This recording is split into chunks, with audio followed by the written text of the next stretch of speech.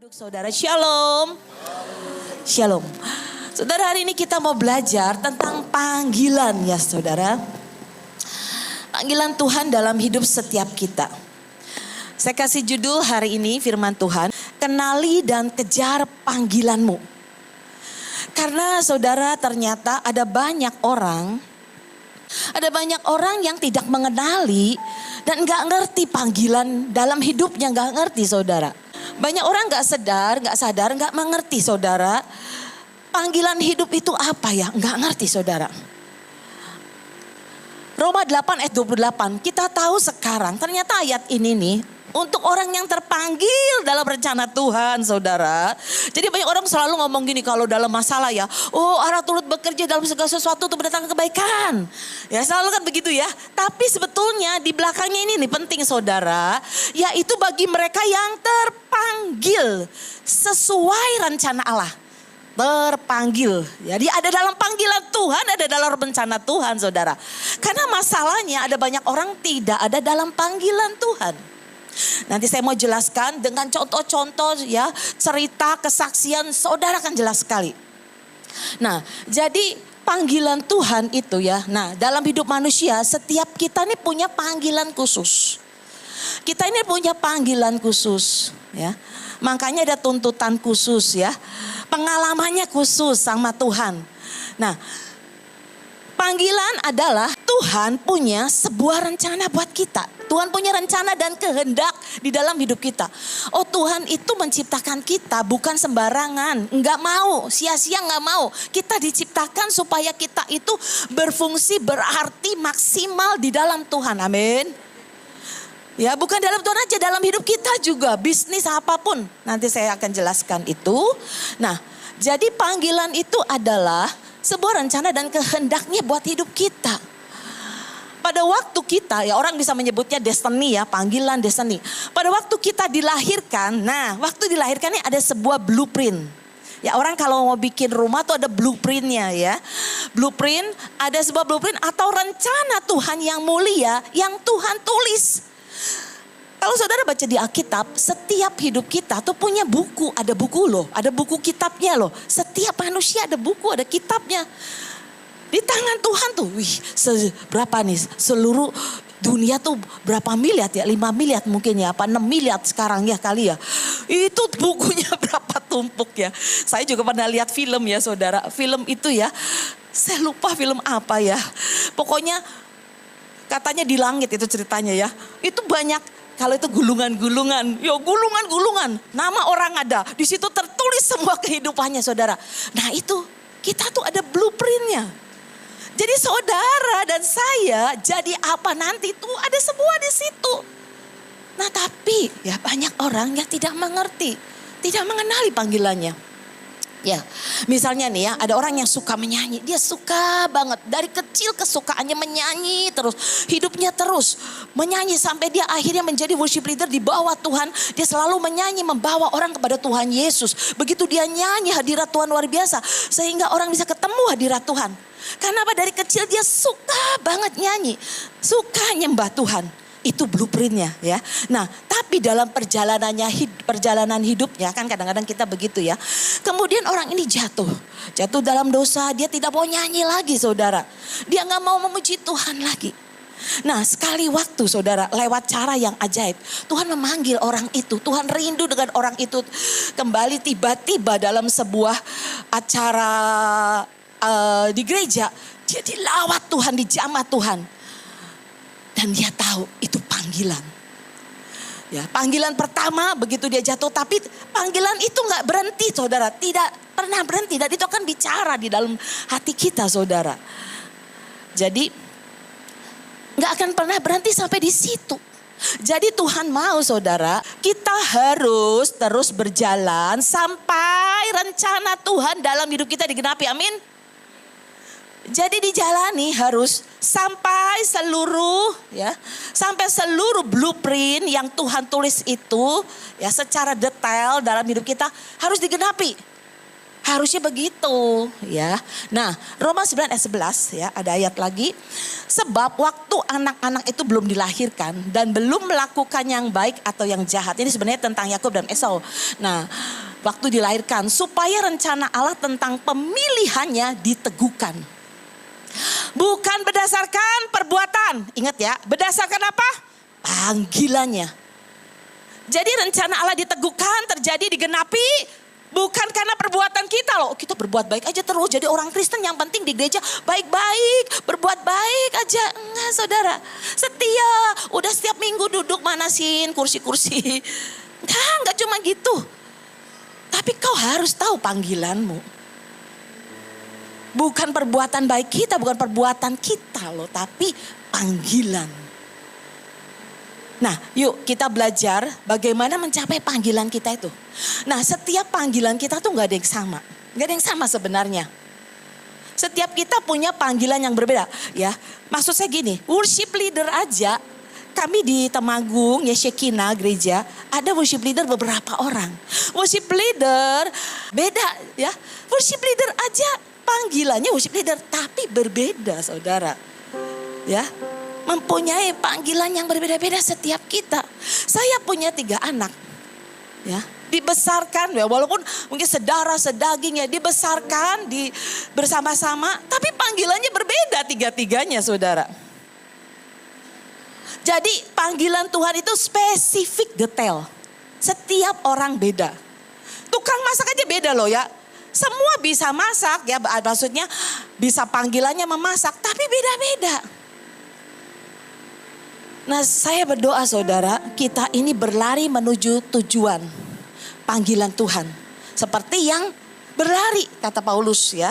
Nah, jadi sekali lagi, waktu kita, ya sebelum saya mau cerita kesaksian nih.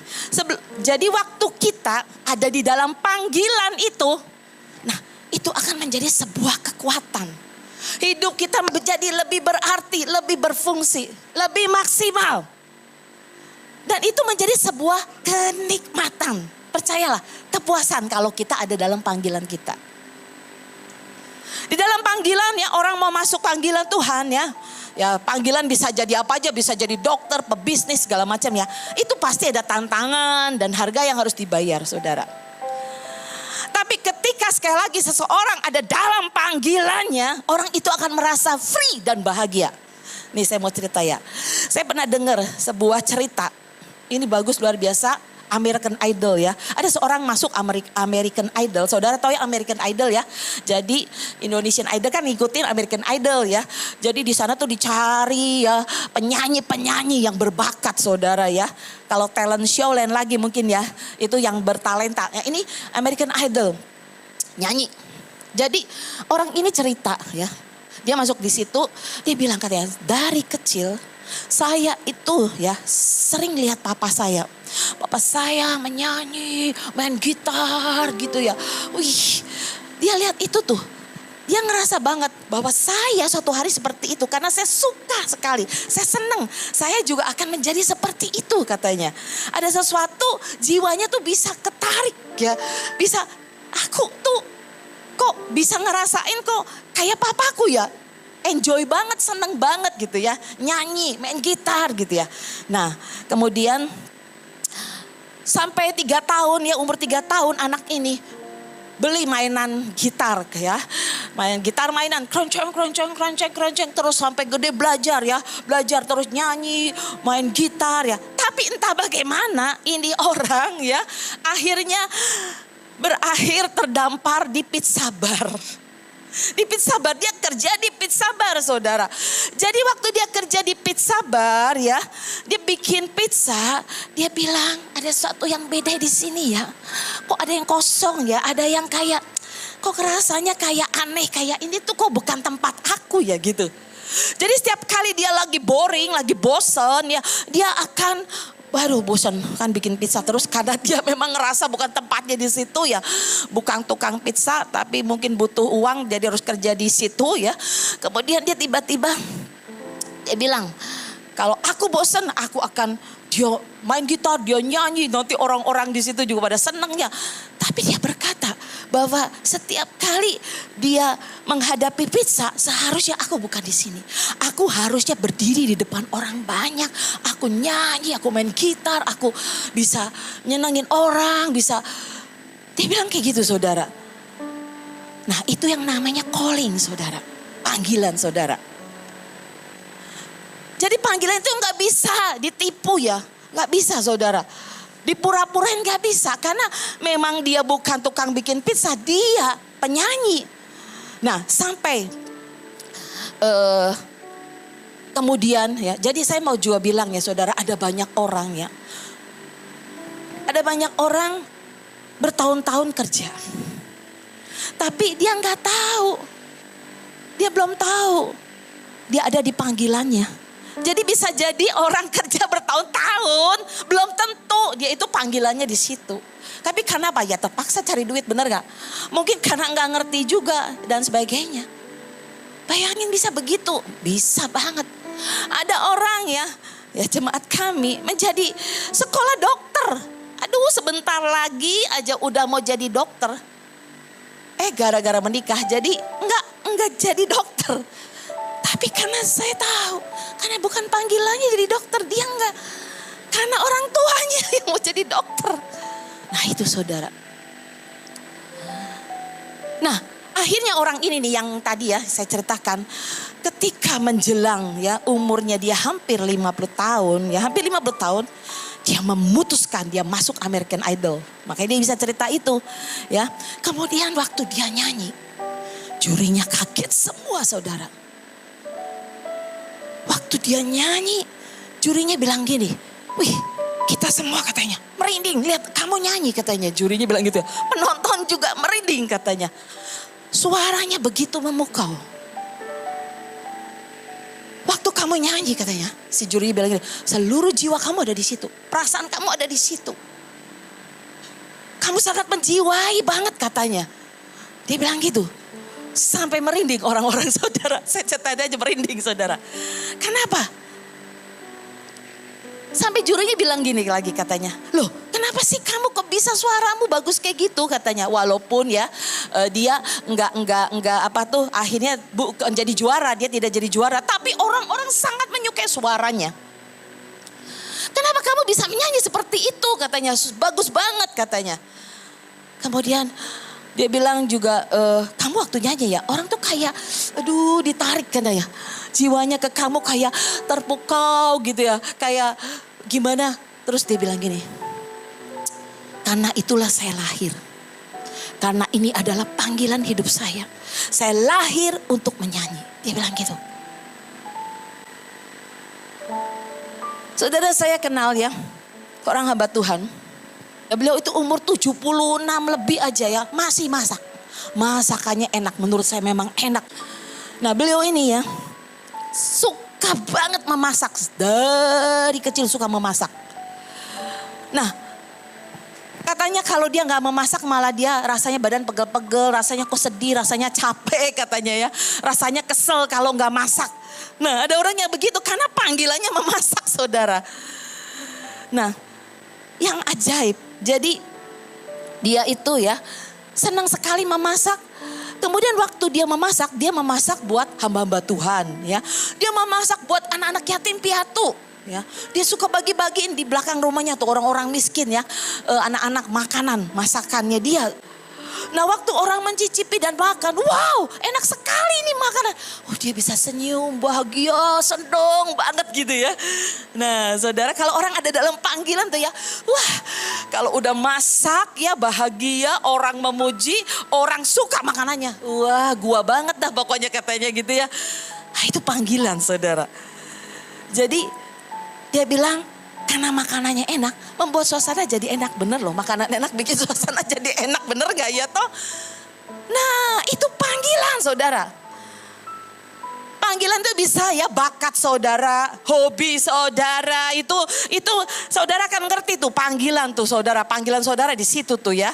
Dan waktu engkau ya ada di panggilanmu pasti jadi berkat. Itu panggilan, itu destiny saudara. Jadi kalau orang yang bisa menemukan panggilannya, akan berbeda saudara. menurut saya bikin hidup jadi lebih hidup. Bener gak? Iya. Excited banget saudara. Jadi ada yang spesial, ada yang ajaib. Ada yang beda saudara. Pada saat orang ada di dalam panggilannya saudara. Saudara, saya kenal seorang ya, opa-opa ya, kemarin umur berapa sih, 90 tahun lebih loh, dipanggil Tuhan, hebat sekali.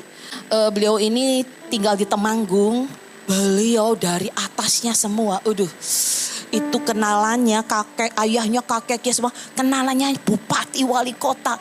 Menurut saya, dan sampai beliau dikasih nama Ningrat loh, dari keraton Ningrat, dikasih nama Ningrat loh. Jadi beliau ini menurut saya raja banget dan sepertinya ya kayak penguasa di Temanggung juga saudara ya. Jadi kalau bupati apa-apa butuh juga sama orang ini, orang kaya nih. Tapi ini orang saudara luar biasa sekali saya lihat. Panggilannya dia, walaupun dia kaya dia tidak pelit. Tapi dia itu panggilannya memberi dan memberi saudara. Kalau memberi juga enggak kecil-kecilan saudara. Bahkan katanya ya saya dengar tuh setiap tahun tuh gerejanya ya, di gerejanya tuh semua pengurusnya itu dikasih hadiah semua sama dia. Tiap tahun loh, setia. Saya waktu kenal beliau dekat itu tiap tahun saya juga dikasih hadiah saudara sama Pak Petrus. Kasih hadiahnya gak sedikit loh saudara. Itu dia memberi sampai dia kasih, Linda baca buku ini katanya. Ini buku tentang memberi katanya ya. Judulnya bahasa Inggris saya lupa, terus pokoknya tentang memberi. Saya diberkati banget dan hidup saya itu memang untuk saya tahu panggilan saya memberi, memberkati katanya. Dia bilang gitu. Nah orang tuh lain-lain jadi panggilannya saudara. Yuk kita belajar di 1 Raja-Raja 19. Kita baca bersama 1 Raja-Raja 19 sampai 21. 1, 2, 3. Setelah Elia pergi dari sana, ia bertemu dengan Elisa bin Safat yang sedang membajak dengan 12 pasang lembu. Sedang ia sendiri mengemudikan ke-12. Ketika Elia lalu dari dekatnya, ia melemparkan jubahnya kepadanya. Lalu Elisa meninggalkan lembu itu dan berlari mengikuti Elia. Katanya, biarkan aku mencium ayahku ibuku dahulu, lalu aku akan mengikuti engkau. Jawabnya kepadanya, baiklah pulang dahulu dan ingatlah apa yang telah kuperbuat kepadamu. Lalu berbaliklah ia daripada Elia. Ia mengambil pasangan lembu itu, menyembelihnya dan memasaknya dagingnya dengan bajak lembu itu sebagai kayu api. Ia memberikan daging itu kepada orang-orangnya, kemudian makanan mereka. Sesudah itu bersiaplah ia lalu mengikuti Elia dan menjadi pelayannya. Ini adalah cerita tentang bagaimana Elisa masuk di dalam panggilan Tuhan ya, sampai jadi pelayan Tuhan. Nah, jadi setiap kita ya punya awal cerita ya, punya awal panggilan. Bagaimana sih kita dipanggil? Panggilan itu saudara ya, entah kapan, tapi tiba-tiba kita tahu ada sesuatu yang Tuhan minta. Jadi saudara, waktu saya dipanggil Tuhan, saya bertobat tahun 87 ya saudara. Saya bertobat tahun 87, Desember 87 di hari Natal. Nah kemudian saya menjalani ya, belajar terus. Tiba-tiba yang aneh saudara, dan yang ajaib menurut saya, bukan aneh, ajaib ya. Saya ini waktu cuci piring nih ya, tiba-tiba ada suara saudara. Aku memanggil engkau jadi hambaku. Saya sampai kaget, saya bilang Tuhan gak mungkin lah. Saya ini dari ditarik keturunan tuh gak ada pendeta, saya bilang gitu ya. Gak ada orang Kristen, saya bilang. Apalagi saya sifatnya jelek Tuhan. Aduh baru bertobat sifatnya saya jelek banget Tuhan. Saya ngakui gitu ya. Itu ya, itu ada suara seperti itu. Kemudian saya tuh bekerja di sebuah toko ya, toko besar Jogja Departemen Store. Setiap kali saya kerja ya, kalau jam makan 12 sampai 1, orang dikasih waktu 1 jam untuk makan. Saya tuh makan cepat sekali dari orang lain. Kemudian saya selalu masuk ke gudang baca Alkitab saudara. Saya senangnya begitu. Sampai orang-orang kayak menjuluki saya tuh pendeti pokoknya saudara. Saya nih kalau di meja kantor ya duduk ya. Salesman semua tak injili saya. Zaman dulu pakainya traktat ya. Zaman dulu tuh ya traktat ya tahun 87-an. Jadi saya kasih Saya kasih, kan sekarang mah semua gampang, tinggal ya mau kasih ayat apa bacaan tinggal di ini. Kan dulu harus fotokopi ya. Jadi kerjanya sering fotokopi. Ya, fotokopinya pinjam di situ lagi. Fotokopinya traktat lagi. Nah, kemudian saya bagiin dan saya nginjilin terus. Nah, tapi yang ajaib, selalu kalau saya baca Alkitab, berapa kali ada ayat yang benar-benar menusuk saya dan merema itu. Tuayan banyak. Tuhan berkata, ladang sudah menguning. Tuayan sangat banyak sekali katanya. Tapi aku mencari penuai. Penuainya sedikit. Itu hati saya bisa tersentuh dan seperti. Kemudian saya ini melayani ya juga pegawai-pegawai di situ yang perempuan maksudnya ya. Saya bisa main ke kosnya, ngobrol sama mereka, nginjilin mereka. Ya, makan bareng mereka. Itu hati tuh bisa bahagia banget gitu loh. Nah, itu sudah ada itu saudara seperti itu. Sampai satu hari saya datang di sebuah ibadah waktu di Jakarta. Saya ada seminar di tempat kerjaan saya ya. Saya dibawa ke pabrik-pabrik untuk bisa mengembangkan usaha di toko yang saya kerja. Jadi kami ini dikirim nih orang-orang inti dikirim, orang-orang yang dilihat oke itu dikirim ke Jakarta. Nah sesudah selesai itu hari Sabtu berakhir, kan ada hari Minggu, jadi saya nggak pulang hari Minggu tuh, saya pergi ke gereja. Tiba-tiba saya waktu ibadah, saya nggak tahu gimana, itu saya nangis sepanjang penyembahan, sepanjang lagu nangis. Tiba-tiba si hamba Tuhan ini istrinya bilang gini, Linda kamu dipanggil Tuhan. Saya bilang bener banget Kak, saya berasa banget Tuhan panggil saya jadi pendeta, jadi hamba Tuhan. Tuhan panggil saya jadi hamba Tuhan. Itu kerasa banget. Kamu mengasihi dan mencintai Tuhan, kerinduanmu besar. Tuhan panggil kamu katanya, dia bilang gitu. Dan saudara itu panggilan saudara. Nah saya mau cerita lagi, ada satu lagi ya. Saudara pernah dengar nama Joel Osteen? Joel Osteen ini pendeta di Amerika, terkenal banget, sangat terkenal. Bukunya terkenal saudara. Joel Osteen ini waktu kecil nakalnya, bandelnya minta ampun saudara. Jadi kalau dia pergi ke gereja, wah dia akan lari-lari pakai celana pendek ya. Terus ya istilahnya pakai sandal japit, maksudnya seadanya gitu loh ya. Sekarep dewe gitu ya. Jadi kayak anak yang gak karuan lah gitu ya. Nah orang tuanya bilang, gak niat ke gereja katanya gitu ya. Dipaksa sama bapaknya ke gereja. Jadi kalau ke gereja dia akan duduk diam tapi main Nintendo. Waktu zaman dulu main PS ya. Main PS, main Nintendo. Gak dengerin firman tuh waktu kecil. Akhirnya ya orang juga ngeliat ini bocah nakal banget, bandel. Jadi apa nanti gedenya? Apa dia akan mendapat panggilan Tuhan gitu ya. Nah, tapi menjelang remaja. Jadi kalau dia bosan, dia tuh sering bosan banget. Dipaksa harus ke gereja, duduk dengerin firman Tuhan, bosan dia ya, dengerin khotbah dia bosan. Jadi sama bapaknya, wis lah, ki bocah daripada wis nggak ke gereja ya, wis kamu ya, udah kamu bergabung aja sama kameramen, nah ya, udah kamu sana ikut gabung. Masuk di kameramen aja. Nah terus akhirnya dia suka tuh masuk di kameramen. Ya, padahal kan masuk di kameramen kalau dalam gereja besar ya atau KKR besar. Kan kameramennya ya kali ini kan kecil ya. Itu kamera tuh ada banyak loh, ada 5, ada 6, bener gak ada yang inti ya. Tapi dia bukannya inti, dia yang selingan gitu, yang buat tambahan aja, pelengkap gitu ya. Tahu gak kerjanya suruh apa? Nge-shoot jemaat.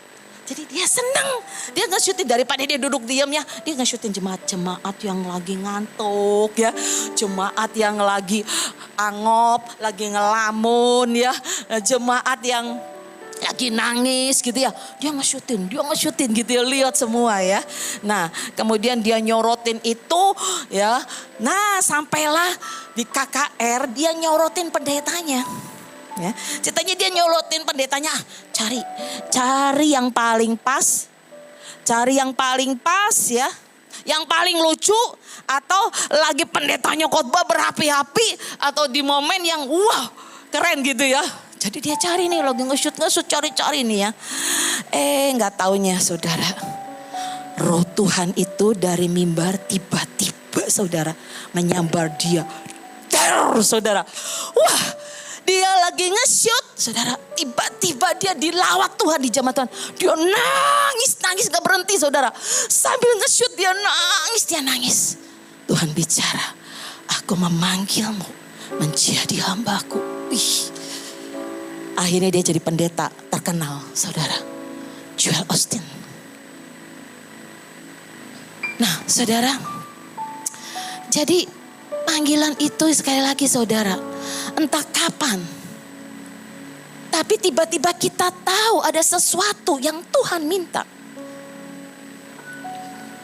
Nah itu sama dengan Elisa. Jadi dikatakan tadi kita udah baca Elisa satu hari lagi kerja nih. Lagi kerja, dia nih pekerja keras loh Elisa. Saya mau kasih tahu, Elisa itu orang kaya saudara. Bayangin dia punya lembunya berapa katanya? 12 pasang berarti berapa Pak? 24 lembu loh. Kaliin harganya coba berapa. Belum lagi punya ladang dia itu. Dia kerjain sendiri, bajak sendiri, berarti Elisa itu badannya kekar, bener gak? Nah, iyalah pasti kuat dong. Alkitab berkata loh, dia kerjakan itu sendiri, bener gak? 12 lembu, bayangin satu orang loh. Wih, kuatnya kayak apa saudara?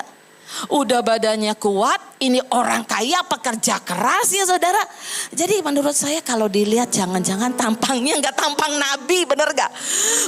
Tampangnya itu tampang, tampang preman ya saudara. Tapi yang ajaib waktu dia sedang kerja, ya tiba-tiba Elia mendekatinya dan kok ajaib ya, melemparkan. Lah kenapa Elia gak lemparin ke orang lain aja ya? Kok ngelemparinya ke Elisa? Ini orang kaya saudara.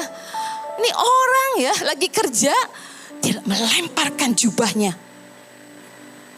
Saudara ngerti ya kalau bahasa rohaninya, secara rohaninya berarti kan melemparkan ya yang Elia ada tuh jubah itu bicara ya toh. Itu mengimpartasi apa yang ya jubahnya Elia berarti apa yang dia punya dari Tuhan diberikan, dilemparin.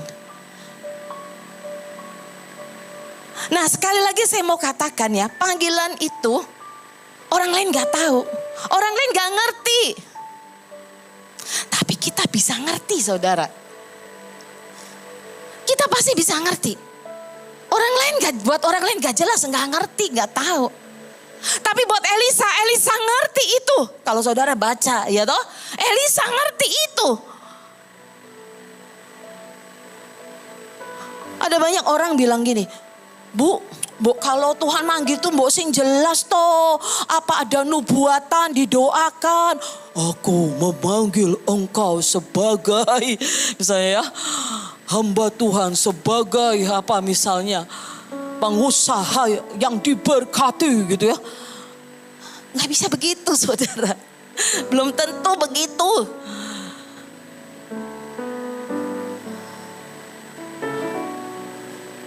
Jadi sekali lagi saudara, panggilan itu buat orang lain gak ngerti, gak jelas. Tapi sekali lagi, itu buat kita secara pribadi soalnya saudara.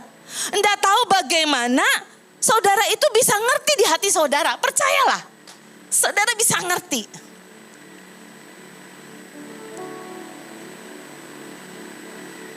Bisa ngerti ini buat saya.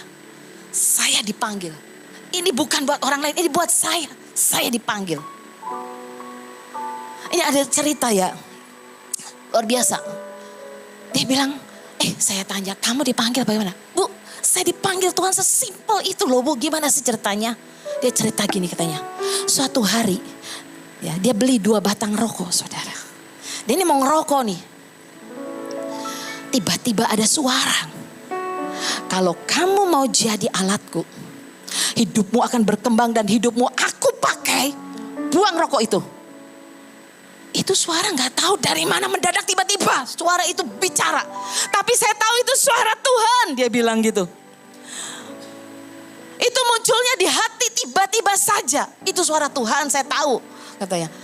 Kemudian ada suara dia pilih rokok, apa pilih panggilan, pilih rokok, pilih panggilan, pilih rokok, pilih panggilan gitu ya. Kemudian dia mikir lagi dan berkata, iya kalau rokok katanya bisa menyebabkan sakit, penyakit, kanker, ujungnya kematian katanya. Kelihatannya sih enak, nikmat, tapi ngeri nantinya. Saya mau pilih panggilan Tuhan, dia bilang. Saya mau pilih panggilan Tuhan, saya mau ambil panggilan Tuhan. Sesimpel itu. Dia buang rokoknya yang 2 batang itu. Dan dia berkata, sejak hari ini aku tidak mau merokok lagi. Tapi ya ajaib Bu katanya, saya bisa tidak merokok lagi katanya. Tapi setiap kali dia pergi ke gereja, dia di gereja. Sementara orang duduk tenang, sementara orang semua dengerin firman, orang biasa-biasa aja. Tapi dia nangis terus. Ada sesuatu urapannya mengalir di dalam dia. Itu panggilan saudara. Nah, kemudian apa yang terjadi? Akhirnya orang ini ya, kemudian dia dapat mimpi demi mimpi. Sampai saudara akhirnya dia menjadi donatur. Kemudian dia menjadi pelayan Tuhan. Dia bersaksi dan dia kumpulkan orang-orang miskin. Tukang beca, supir angkot, petani desa. Semua dikumpulin saudara. Dia menjadi gembala orang miskin, gembala mereka saudara. Sampai orang bilang gini, ngapain sih kamu gak ada kerjaan aja katanya. Ngapain ngurusin orang miskin. Tapi dia bilang gini, enggak. Itu panggilan saya. Dia berkata, setiap kali punya uang, uangnya dibagi-bagi untuk orang miskin saudara. Orang bilang, kamu boros ngapain kayak gitu. Dia bilang selalu, ini panggilan saya. Saya tidak akan berhenti sampai di sini. Dan saya bahagia, saya senang bersama dengan mereka. Saya senang, saya bahagia ada di tengah-tengah mereka. Itu panggilan saudara. Saudara pernah lihat sekolah-sekolah di pulau-pulau. Guru gajinya kecil banget. Tapi karena panggilan. Mengajar dengan segenap hati. Lebih dari maaf kata guru-guru di kota saudara. Yang upahnya gede tapi ngajarnya haleluya. Ngajar dengan segenap hati. Mungkin upahnya gak seberapa. Tapi karena panggilan. The calling saudara. Nah, jadi saya mau saudara ingat. Pernah gak ada sesuatu yang menunjukkan saudara itu dipanggil? Saya bilang bukan sebagai hamba Tuhan aja, pelayan Tuhan ya saudara. Pernah gak dalam mimpi atau suara Tuhan atau hal apa saudara? Lanjut ya. Yuk lanjut supaya cepat. Lanjut yang kedua ayat 20a. Jadi saudara, waktu Elisa ya mendapatkan jubah Elia, kan dilemparin jubah Elia. Elisa enggak tenang, diem-diem. Tapi dia berlari dan mengikuti Elia. Berlari dan mengikuti. Jadi panggilan itu harus dikejar. Amin. Coba ngomong kanan kiri, panggilan itu harus dikejar. Panggilan itu harus dikejar. Iya. Ngomong pada diri kita, panggilan itu harus dikejar. Destiny itu harus dikejar. Enggak bisa panggilan itu datang tiba-tiba. Enggak bisa saudara. Jadi saya waktu ya, saya dipanggil itu. Nah, saya mengejar panggilan itu. Saya tuh ya dari bertobat. Wah udah semua pelayanan pekerjaan Tuhan tuh saya ngelakuin loh saudara. Dari pertama bertobat terima tamu nggak bisa apa-apa sampai jadi ya. Jadi pelayanan di sekolah minggu juga belum jadi guru sekolah minggu saudara. Cuman nganterin anak-anak ke toilet. Nungguin anak-anak duduk diam di puk-puk. Itu saya saudara. Kursi, natain kursi itu saya saudara. Ikut semua jadi singer ya. Sampai akhirnya bisa jadi semua. Bikin warta jemaat saudara. Itu saya semua. Nengokin orang sakit, doain orang sakit. Ya, belajar doa kemenangan, belajar segala macam.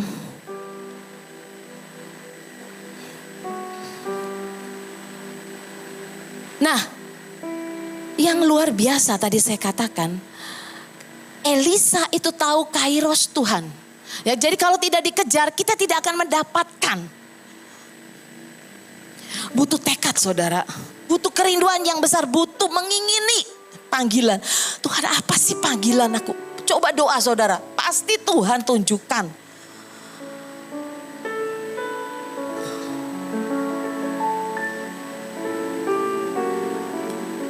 Ya jadi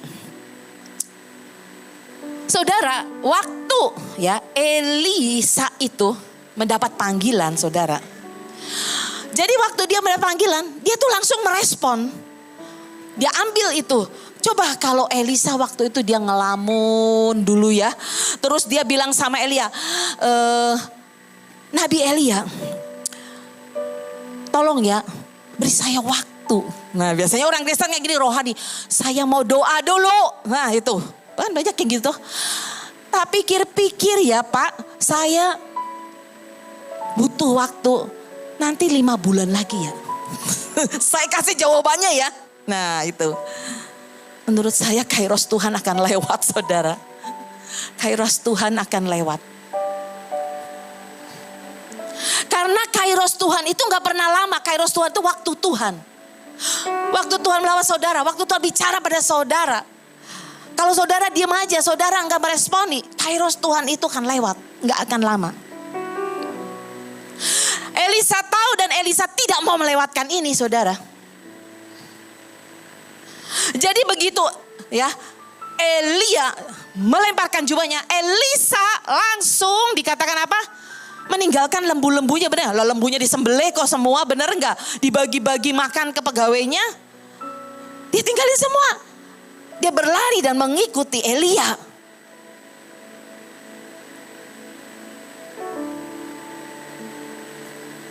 Jadi saudara, panggilan itu harus dikejar. Sekali lagi. Jadi bagaimana cara mengejarnya, saudara? Bagaimana cara mengejarnya? Nah ini loh, dibutuhkan tekad kerinduan. Ini ada kesaksian lagi cerita. Saya senang supaya saudara makin ngerti ya. Kesaksian itu penting banget. Saya tahu ada seorang penari. Nah penari ini, jadi dia juga kerinduannya tuh menari sebenarnya. Tapi sama orang tuanya gak boleh menari, kamu. Nah sampai akhirnya orang tuanya suruh dia sekolah ini sekolah itu, tapi akhirnya jadi guru dia itu ya. Akhirnya dia jadi guru, saudara. Pengen jadi penari tapi berakhir jadi guru, terdampar jadi guru, saudara. Kayak tadi ceritanya tuh. Kemudian akhirnya sampai dia menikah ya, sampai dia punya anak ya. Suaminya juga gak mengizinkan dia menari. Jadi dia hilang harapan, aduh. Tapi setiap kali dia lihat tarian, dia tahu banget hatinya dia tuh ada di situ. Rasanya dia pengen banget menari gitu ya. Dia bilang seharusnya saya ada di situ. Dia bilang gitu. Nah, tapi dia sudah sekian lama gak menari, saudara. Badannya sudah kaku. Apalagi dia merasa ada sudah tua istilahnya ya. Karena udah punya anak, dia bilang gitu ya. Rasanya udah kayaknya gak mungkin ya saya menari lagi ya. Tapi tiba-tiba satu hari ada suara yang bicara, saudara. Now or never katanya. Sekarang atau tidak pernah. Now or never. Tiba-tiba dia kaget, saudara. Tuhan berkata, kamu tentukan sekarang atau kamu tidak akan pernah. Lewat kairos Tuhan, saudara. Jadi dia gak tunggu lagi. Langsung dia gak minta izin lagi ke suaminya. Saya daftar menjadi penari. Nah, saudara pikir jadi penari langsung jadi penari, nggak bisa. Dia juga sudah badannya nggak ringan lagi, berat, saudara ya, sudah gerakannya nggak luas lagi gitu ya. Akhirnya ya dia bilang gini, ya udah kalau saya belum bisa menari dulu, udah saya jadi apa aja lah katanya. Tapi saya tolong saya diterima jadi penari, dia bilang gitu. Saya mau ada di tengah-tengah penari, dia bilang, supaya itu menggerakkan semua sel-sel saya itu seperti hidup kalau saya ada di antara tarian dan menari, kata dia gitu, saudara. Nah itu calling, saudara, panggilan, saudara. Saya bilang sih ya, gue banget gitu ya. Kalau orang Jakarta, gue banget itu, aku banget itu. Kita bisa free, bisa bahagia, enjoy di situ, saudara. Itu panggilan, saudara. Jadi dia bilang, ya udahlah, dia ditolak untuk belum bisa nari. Ya udahlah, aku udah jadi tukang ngelipetin baju, ini aja lah bajunya penari gitu katanya. Ya kalau nggak boleh ngelipetin baju penari, ya sudah aku angkat-angkat koper yang berat-berat juga nggak apa-apa. Angkat-angkat itu penari ini kan banyak alat-alatnya, properti ya, alat tariannya. Aku lakukan apa aja katanya. Kalau nggak boleh semuanya ditolak, ya sudah aku ngasih makanan, ngasih minumannya kayak jadi pembantu, saudara. Aku mau katanya. Tapi biar aku ada di tengah-tengah tarian. Itu tekad. Itu mengingini, saudara. Itu kerinduan yang besar.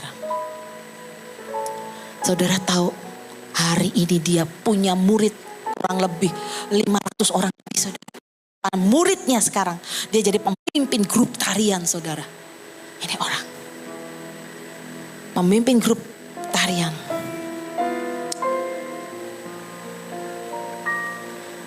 Jadi sekali lagi panggilan tuh gak bisa tiba-tiba datang. Maksudnya kita pikir ya datang. Kita harus kejar saudara.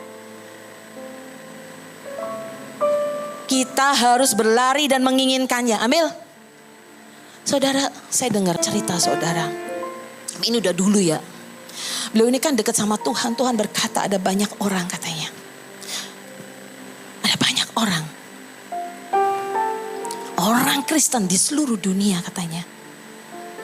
Saya baca tulisannya ya berapa persen tuh. Tapi itu udah lama ya saudara. Pak Ishak ketemu Tuhan itu udah lama berapa puluh tahun yang lalu.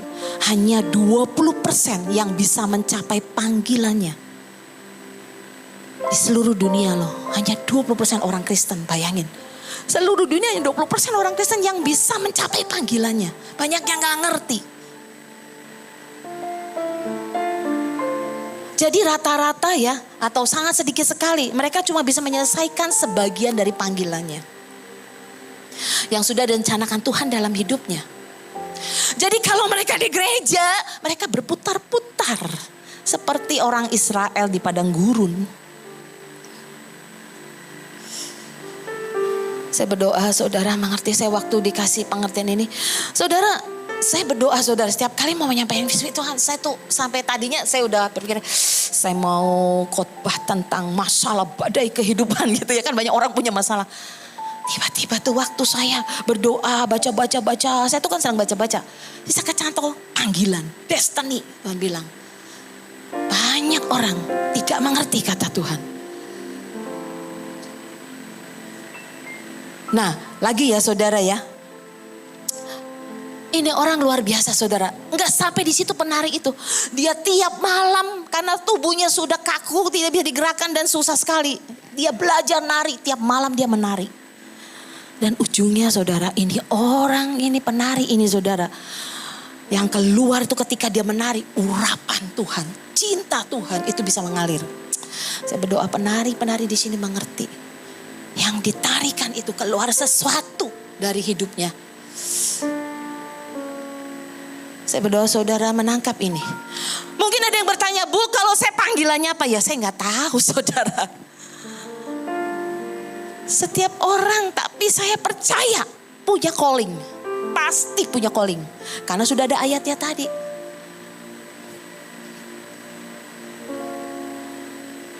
Jadi panggilan itu tidak terjadi, tidak datang begitu saja saudara. Jadi ya waktu saya kerasa banget saya dipanggil sebagai hamba Tuhan. Saudara saya dengar satu orang hamba Tuhan tuh perempuan khotbah ya sekarang di Belanda. Menggembalakan di Belanda. Ya, saya senang ya dengar khotbahnya dia salah satunya gitu ya. Dia khotbah tuh ya gayanya apanya. Saya bilang saya itu di dalam tuh ya satu hari saya seperti dia saya bilang gitu.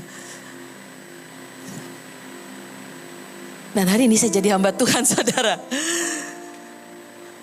Jadi saya juga pernah lihat ada orang khotbah yang apinya yang meletup-letup, yang nyala-nyala saudara.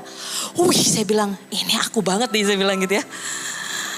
Terus saya belajar doa itu dulu gabung ya dengan sebuah persekutuan doa. Saya tuh belajar di seminar-seminar. Saya masuk menara-menara doa. Saya belajar makan itu buku-buku doa saudara. Buku-buku saya baca itu semua.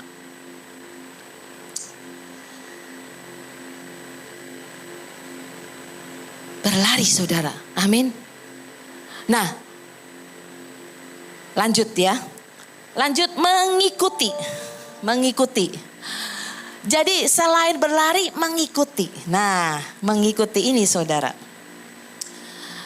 Jadi panggilan itu ya. Tidak terjadi dalam sehari. Tiba-tiba kamu dipanggil jadi hamba Tuhan, besok jadi pendeta. Enggak saudara, besok jadi hamba Tuhan. Enggak saudara ya. Dipanggil jadi pebisnis yang diberkati Tuhan. Pengusaha yang kaya. Enggak dalam sekejap berapa hari udah jadi. Enggak saudara. Alkitab berkata mengikuti. Nah mengikuti ini adalah ujian saudara sebenarnya. Jadi sebelum Elisa menjadi hambanya atau pelayan Tuhan ya, pelayan dari Elia, dia itu harus alami ujian.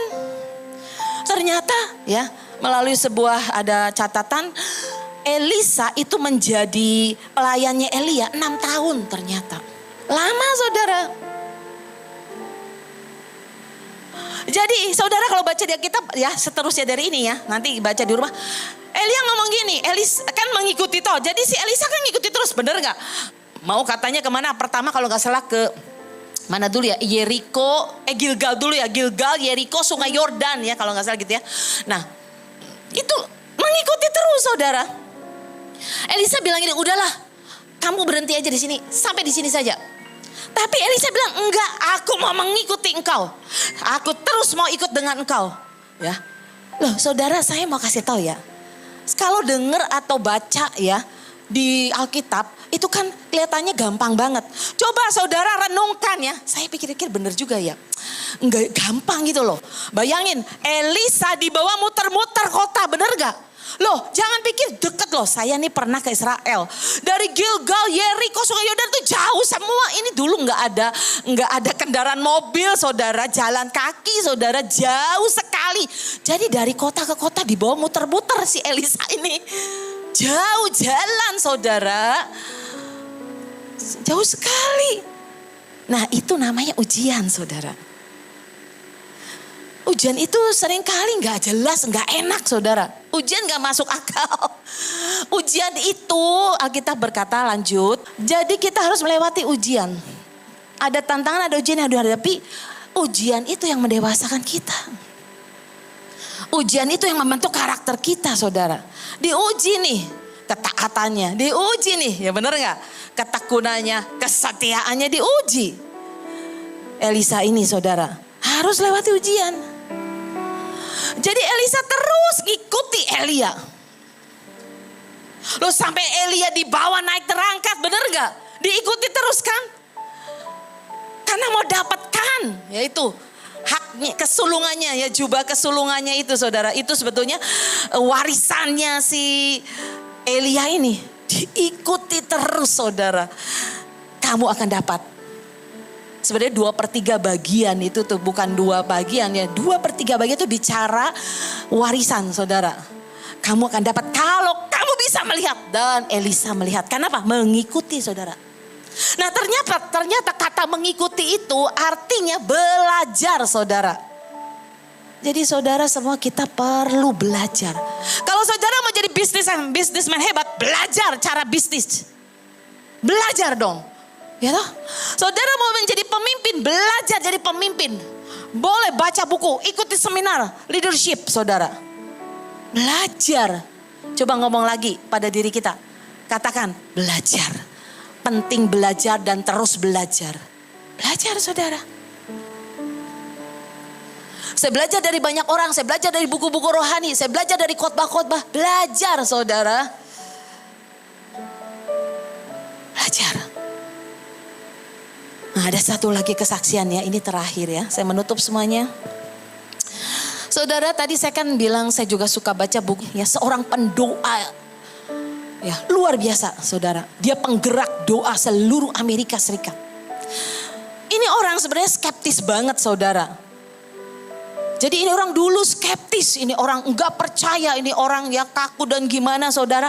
Tapi beberapa kali Tuhan itu datang dan berkata, aku akan jadikan engkau pembangkit doa atas Amerika. Terus akhirnya ya pada ini orang skeptis, orang tidak percaya, ya maksudnya kurang percayaan gitu ya orangnya. Dan dia gak tahu lagi tentang doa. Terus dia berkata, Tuhan kalau memang Tuhan panggil saya ya, tolong temukan saya dong Tuhan dengan orang-orang yang bisa berdoa. Sebab saya mau belajar Tuhan, saya gak ngerti apa-apa, gak bisa apa-apa, gak bisa tentang doa katanya. Saya harus belajar doa, dia bilang gitu ya. Ini soal belajar nih ya saudara perlu belajar ya. Nah kemudian Tuhan temukanlah dia dengan orang-orang yang hebat doa. No saudara, Tuhan temukan dia dengan orang-orang apa saudara? Bukan hamba-hamba Tuhan yang besar-besar, bukan orang-orang hebat yang doa, bukan. Tuhan temukan dengan orang yang sederhana. Ibu-ibu, nenek-nenek yang sudah tua, orang-orang biasa. Rata-rata orang biasa, orang yang dianggap remeh sama orang lain, saudara. Ya, orang sederhana, orang biasa. Peter ditemukan sama mereka, ya, encim-encim, nenek-nenek, ya. Kemudian maaf kata janda-janda, saudara. Anak-anak kecil, suruh belajar dari mereka. Belajar dari nenek-nenek, belajar dari janda, belajar dari anak-anak kecil. Dia bilang entah kenapa ya katanya, pendoa itu 80% wanita. Wahai wanita, siapa yang wanita? Bersyukur 80% wanita pendoa, saudara. Nanti saya mau kasih tahu ya, penggerak doa di Korsel. Seorang wanita, saudara, mengubah sebuah negara, membalikkan keadaan. Nah, jadi dia bingung katanya, 80% wanita pendoa, pilar doa, penopang. Ya doa katanya ya. Itu wanita, selalu perempuan katanya Peter Wegner ya. Yang pria 20% katanya. Pendoa pria cuma 20%. Kenapa ya kata dia, kok perempuan semua katanya. Dia ditemukan perempuan semua, saudara. Buat dia kan rasanya, aduh Tuhan kok saya harus belajar seperti ini ya. Belajar kata Tuhan. Tapi ajaib. Karena dia tahu saya ada dalam calling saya, ada dalam panggilan saya mau mengikuti. Dia bilang. Dan ujungnya ajaib, dia ketemu seorang wanita. Ternyata di Korsel itu, ya, kenapa dulu ada, zaman tahun berapa ya, kebangunan rohani doa di Korsel tuh dahsyat banget. Itu katanya jam 4, jam 5 pagi tuh begitu bunyi lonceng, tang. Semua ibu-ibu encim-encim ya perempuan, doa semua. Saudara, saya terakhir tahun berapa kita tuh ya ke Korsel tuh ya, udah lama 10 tahun, 10 tahun yang lalu mungkin ya. Ikut bersama rombongan Bung dan hamba-hamba Tuhan. Kita doa, saudara, masih ada, apinya masih ada tapi sudah mulai berkurang, sangat berkurang. Enggak doanya mereka, jadi kita suruh berdua doa sama orang Korea, enggak boleh sama orang kita sendiri. Kan kita kan banyak tahu grup ya, kita kan grup kantor. Jadi saya doa sama orang Korea. Enggak apa-apa bahasanya enggak ngerti katanya. Tapi doa. Bisa. Tuhan kami berdoa buat Korea. Saya bilang bla. Dia doanya lebih kencang lagi. Saya digoncang-goncang gitu. Saudara. Ngomongnya apa enggak tahu yang ngomong Korea, saudara. Goyang badannya, goyang semua, saudara. Encim-encim, saudara. Saya jadi, terima kasih Tuhan saya belajar dari ini. Ajaib, saudara. Ini ajaib sekali, dia pendoa yang luar biasa. Ternyata ya, mereka tuh melakukan doa puasa 40 hari 40 malam tuh caranya, saudara. Ya, doa dibarengi dengan puasa. Jadi mereka tuh kalau doa tuh ribut banget dan heboh banget, saudara. Bayangin wanita. Wanita kebanyakannya wanita semua, bener gak? Kayak apa coba? Makanya wanita yang cerewet-cerewet ngomongin orang, udahlah jadi pendoa aja. Ngomong aja sama Tuhan udah. Ngobrol sama Tuhan. Daripada gosipin ngomongin orang. Saya mau kasih tahu ya, awas ya, cim-cim, oma-oma, mama, jangan ngomongin orang, ngomong-ngomong sama tetangga. Doa aja, saudara.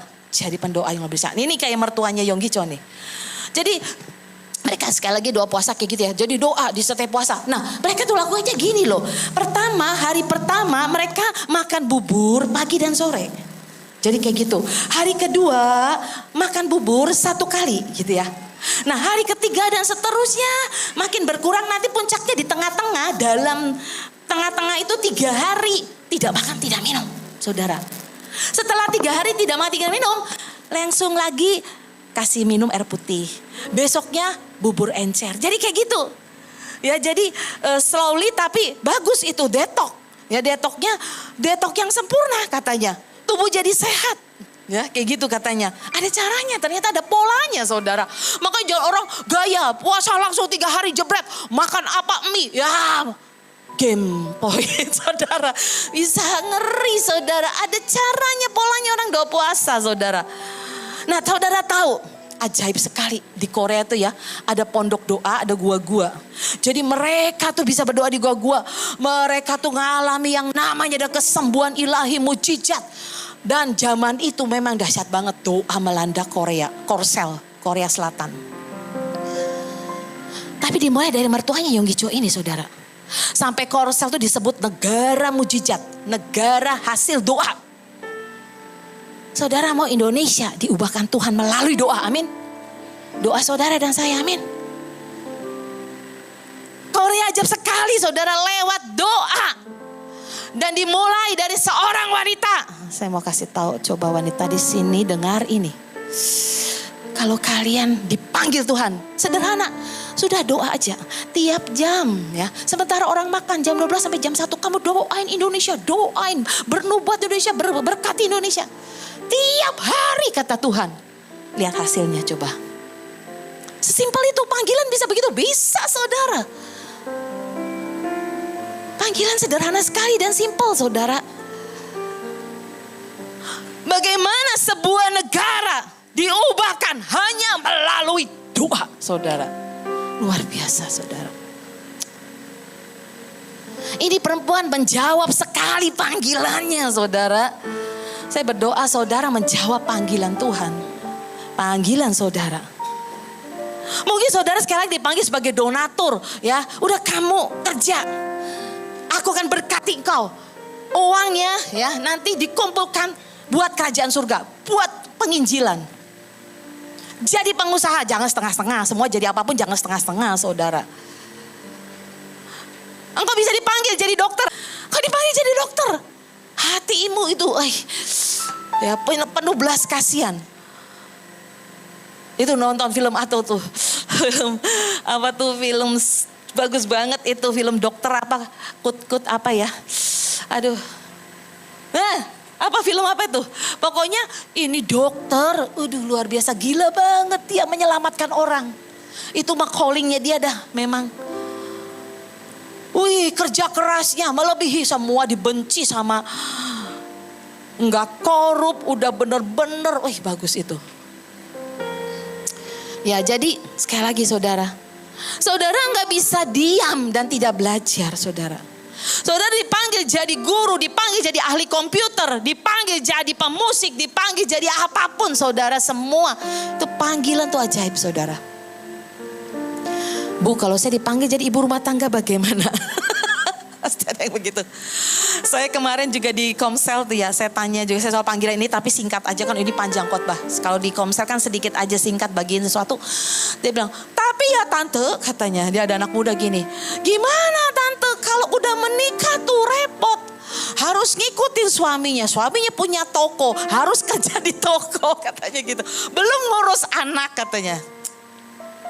Tapi saya bilang masih bisa, ada sesuatu yang khusus dalam diri kita tuh pasti ada gitu loh. Ya jadi sekali lagi saudara tidak bisa diam ya. Saudara kalau diam dan tidak belajar ya sudahlah begini-begini saja. Saya hidup sudah oke kok. Saya ke gereja sekali-sekali lah. Maka saudara tidak akan memenuhi panggilan saudara. Gak akan. Ya, jadi sekali lagi yang pertama rasakan di hati ya. Waktu jantungmu bergetar. Kamu merasa banget ini panggilan Tuhan memanggil saya. Hatimu tuh bisa kayak ditarik ya. Kamu bisa merasa banget gitu.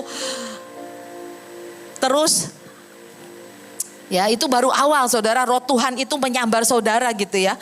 Nah yang kedua kejar panggilan itu ingat. Dan yang ketiga mengikuti. Di dalam mengikuti ada ujian. Saudara harus belajar ya. Nah baru engkau akan sampai pada panggilanmu. Jadi langsung ya yang terakhir kita harus menangkap dan belajar sungguh-sungguh mengenali panggilan kita. Kita berani membayar harganya. Ya, supaya iblis gak ambil nih panggilan kita. Kan tadi saya bilang iblis bisa buat kita jatuh di tengah jalan. Semua berubah gitu ya. Supaya kita didapati sampai garis akhir. Yuk kita bangkit berdiri berdoa. Kiara la pasyete kiri.